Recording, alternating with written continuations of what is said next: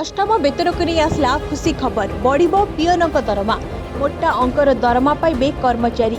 किछि विशेषज्ञों मतरे फिटमेंट फैक्टर 1.83 रु 2.5 मध्य होई पारे, जहाँ सर्वनिम्न मजूरी 35,000 रु 45,000 टंका होई पारे। आजिकल सरकारी महल रे सबुठारु चर्चित विषय होछि फिटमेंट फैक्टर। कर्मचारी संघगुड़िक सरकार सम्मुखरे सेमानकर दाबी रखिछन्ति एवं जदि एही दाबी गुड़िक पूरण करा जाए तेबे कर्मचारी माने निश्चित भाव में लाभवान हेबे। सूचना अनुसार एथर कर्मचारी संघगुड़िक 2.86 एवं 3.25 मध्य फिटमेंट फैक्टर दाबी करछन्ति।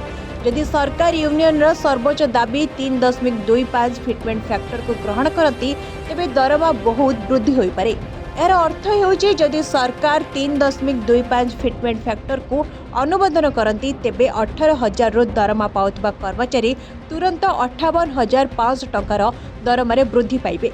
जदि फिटमेंट फैक्टर 3 रुहे तेबे दरमा 54,000 टंका को वृद्धि पाइब। जदि 2.86 फिटमेंट फैक्टर को अनुमोदन करा जाए तेबे जणे पियनर दरमा 18,000 टंका रु 51,480 टंका को वृद्धि पाइब।